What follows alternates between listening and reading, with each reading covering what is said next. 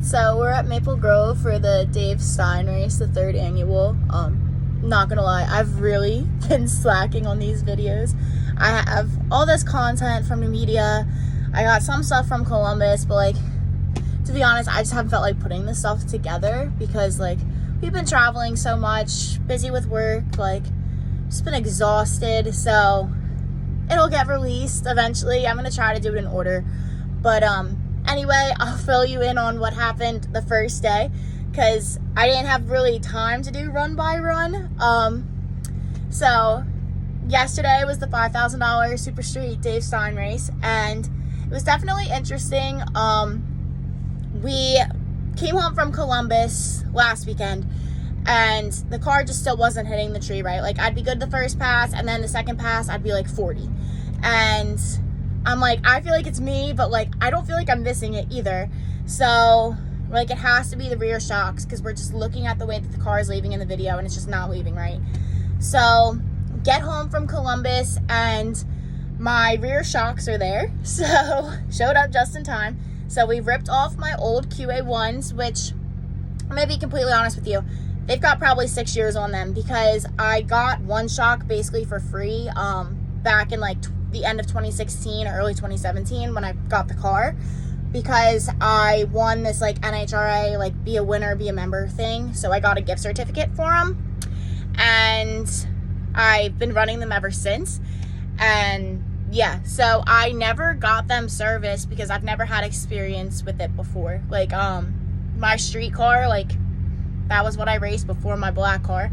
So I've never really had experience with getting shocks serviced before. I never knew how many passes you should go before getting them serviced. So literally get home from Columbus, car's out of the trailer within like 20 minutes of being home, and put the new shocks on. They're strange double adjustable small tire valving. I got them from Team Z. So we put them on, started off with what they suggested, that the setting that you run. So we put it on and went up to Maple Grove. So where the whole mess comes in is ACO was closed Tuesday night because I had Pan Am last weekend. And if you know Pan Am, it's always like packed and it's always like a huge mess afterwards. So they said that they were going to be closed for cleaning on Tuesday night, that they would reopen Friday. So plan was to come to Maple Grove, whether we came Friday night, like after like we tested at ACO or we tested here. We were kind of leaning towards testing at ACO just because we know where I should fall on the tree at ACO a little bit better. And we figured we might be able to get a little bit more runs, a couple more runs, because we knew here would be crowded. So we're like, all right, game plan, hit ACO Friday night, go drive from ACO to Maple Grove, stack outside, come in Saturday morning. And Tuesday they post that they're closed for the night and they'll reopen Friday. Tuesday night comes, literally in the middle of eating dinner, and I just checked my phone and I just see the post. I didn't even read everything. I'm like, oh, that doesn't look good. And I read it and I just turned to my mom, and my dad's on his way home from work at this time. I just turned to my mom and I'm like, ACO's permanently closed. And she's like, what? I was like, yeah, it's on their Facebook. They're permanently closed. And like, I was just like crushed. Like, my heart was like in my stomach because that was a track of so many firsts. Like, I'll do a whole nother video on it because like the people that know me, that I race with, they know all that stuff.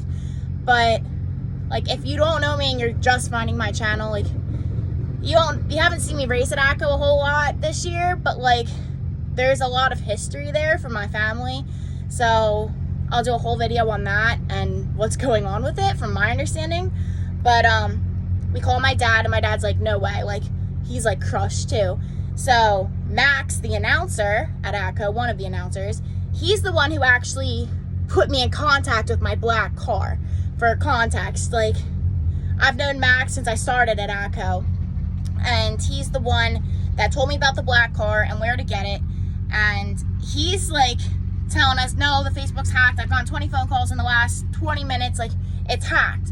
And I'm just like, I don't know. And then one of our friends we race with, that we raced at E-Town with, and now he runs NHRA with us, he just calls and he's like, Car, it's true. And he's like, don't ask me how, but it's true. and like we're just crushed. And then about 30 minutes later, after the post went up from ACO, Max got the phone call that it's closed. So they kind of told Facebook before they told Max. So yeah, definitely crushing. So I'm like, okay, guess we're going to Maple Grove Friday. So basically taking you through the run. I know this is long. I'm trying to keep it short because I have all those videos to attach. Come to Maple Grove Friday, set the shock settings, how Strange adjusted them. Was worried it was gonna hook, and it left great. It was 29 on the tree. I missed it a little bit there. Ended up going like an 81. I just left my Columbus timer in. I'm like, well, let's just start there. Came up for the second pass. I was 14? I don't remember. It was a teen. And I ran the car to like the 8th mile, and then between the 8th mile and the 1,000, it started to move on me a little bit. So, because it was wet, I guess. The track was starting to get a little wet. So I just lifted and I coasted to like an 11:45. I figured like, yeah, I probably could have stayed in and it would have been okay, but I didn't want to risk it. It's not worth it. So came out Saturday morning for the time shot, and I was teens again on the tree and another 81. So I slowed it down for the second time shot. I was 002, and the car like wrinkled the tire, spun a little bit. I don't know. I was 002, and I went an 85, I think. It's all been a blur. Listen, the story's gonna get like wild. Not wild, but like enough. Reminds me of my bracket racing days, because since I've been running NHRA, I've had like a firm bedtime of like 8-9 o'clock. And I did not get to bed until like 1:30 last night, or should I say this morning. So, first round comes up, and I knew like when I left first round that like our lights were kind of close, because like I looked over and like we left at like the same time. So I got out there, he wasn't there, so I lifted, still wasn't there. I hit the brakes, he drove around me. He ended up breaking out by a couple thou. I went a 91.1. So I was 20 on the tree, 91.1, so I was 31 total. So good package. If he killed 3 more thou, or however many he broke out by, I would have been done, but got through with that. Second round comes, and the guy I had, he has like 17 cars he's running this weekend. Okay, that's a gross exaggeration, but he's got a lot of cars running this weekend. So I knew he was going to take a little while to get up to the lanes. So when he's ready, he comes up, because we were on a ladder, and he forgot like his stuff in his other car, so they had to run back and get it. I don't really know. He said that, something like that. So I just rolled down the hill, and I figured I'd wait for him down there because they were pairing up other cars at the top of the hill, and I didn't want to like be in the way.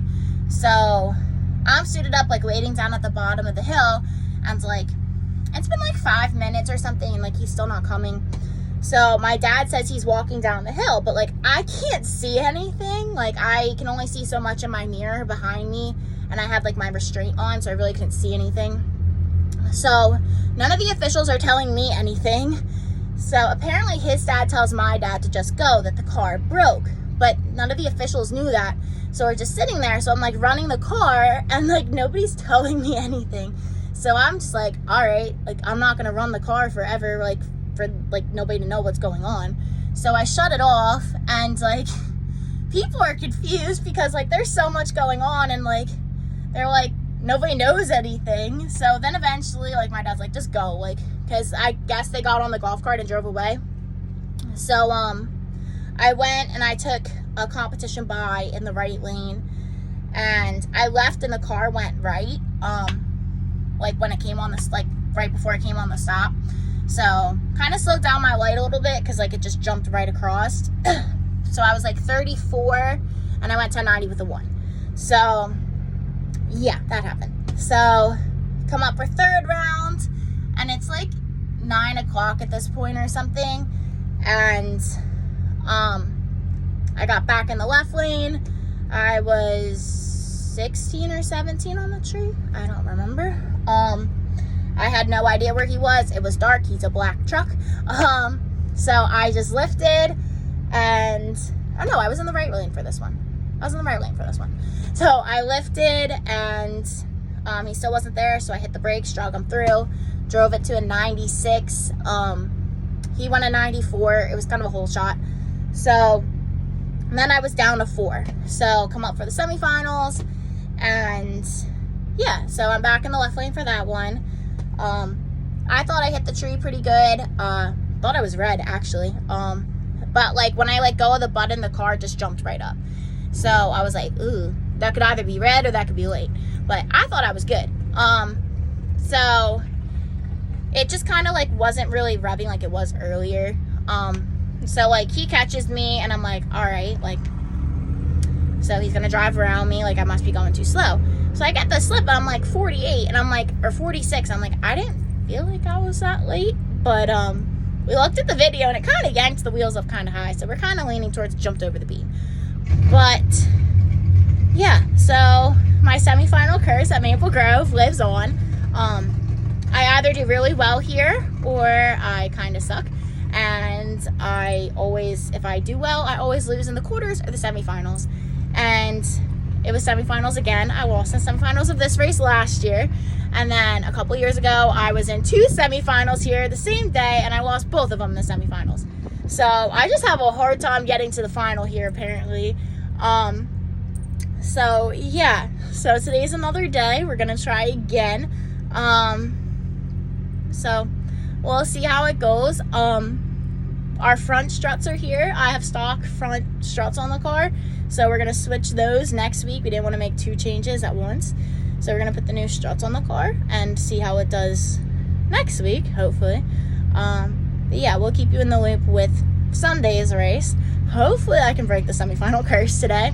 At least I finally went some rounds this year, because as you know, we've really been struggling between stuff breaking that never happened before, and now my shock being frozen, like, and just, yeah. So at least we're starting to get a handle on the car and things are kind of starting to work out. So I told you, like, I promise we're not that bad. We don't suck that bad. But yeah, we'll keep you in the loop for Sunday, and fingers crossed I can finally get past the semifinals here, and we'll be back here in 2 weeks because now our divisionals moved here because, you know, ACO. But yeah, so stay tuned.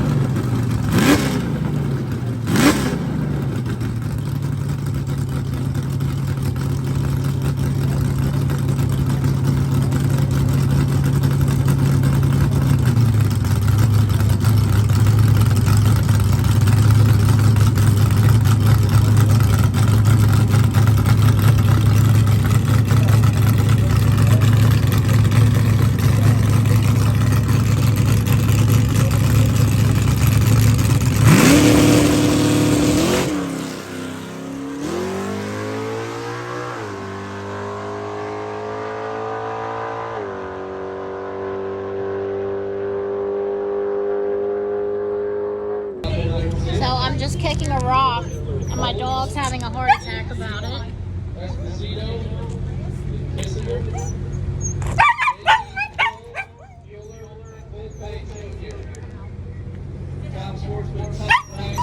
Good entertainment till third round.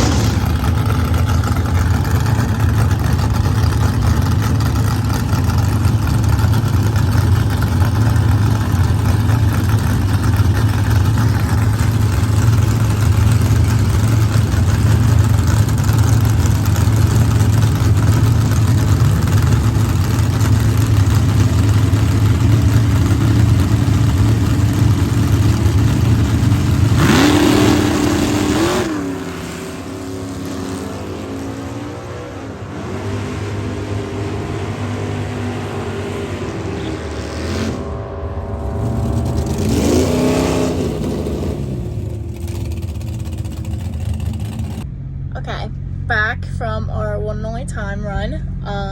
I knew I hit the tree pretty good. I did pull the wheels up kind of high. I thought it felt better than it did pulling the wheels up, but whatever. So I was 005 on the tree, and the barometer was better today, so I thought it was gonna be fast, but it wasn't that fast. So I went 10:93.7. So definitely a little bit slower today than I thought, but that's what our time run's for. So we're gonna head into first round soon. We'll keep you in the loop. Hopefully I can still break the semifinal curse. That's the goal. But yeah, at least we're moving in the right direction. These shocks definitely seem to have helped. So I'll keep you updated.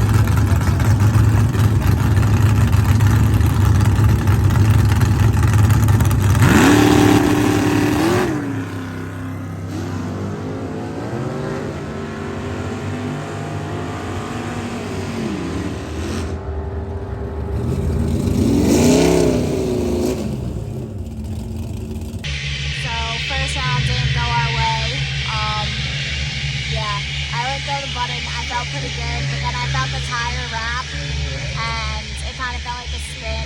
Must have given me some wheel speed or something because the car broke out by a lot and I ripped it a couple times.